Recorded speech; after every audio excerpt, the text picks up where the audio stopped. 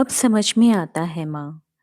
अब समझ में आता है माँ, तेरा सुबह जल्दी उठ जाना, पानी भरने जाना, चाय नाश्ता बनाना, प्यार से हमें उठाना, स्कूल छोड़ने जाना, लंच के लिए स्कूल में गर्मा गर्म खाना लेकर आना, हमारे नखरों को उठाना, तेरा खाने के लिए हमारे पीछे भागना, बीमार होने पर तेरा रातों को जागना, शाम को दोस्तों संग खेलने जाने पर तेरा आवाज लगाना, देर होने पर तेरा डांटना, तेरा कुछ बातों पर टोकना, कुछ कामों को तेरा करने से रोकना।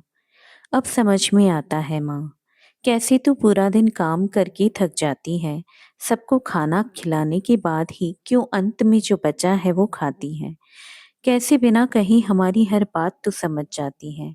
गलती करने पर क्यों कभी प्यार, कभी डांट तो कभी मार के तू समझाती है। क्यों जरूरी होता है घर पर बना खाना, सबके साथ में खाना, जीतने पर हौसला बढ़ाना और हारने पर प्यार से गले लगाना।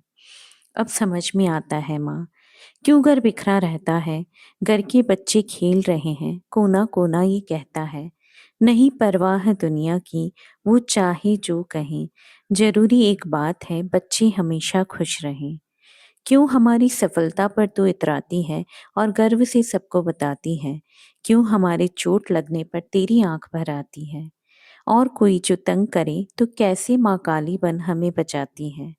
अब समझ में आता है माँ, कितना मुश्किल है बच्चों के झगड़ों को सुलझाना, रिश्तों की नाजुक डोर को निभाना। क्यों सबकी सुनकर भी चुप रह जाना, सबकी इच्छाओं के लिए खुद की इच्छाओं को दबाना। अब समझ में आता है माँ, क्यों हर दिन तू मंदिर ले जाती है, क्यों तुझे घर के हर सदस्य की चिंता सताती है, खुद को कभी अपना समय क्यों नहीं दे पाती है, सबकी खुशी में ही खुश हो जाती है। क्यों अपने आंसुओं को छुपाती है और हर पल में मुस्कुराती है।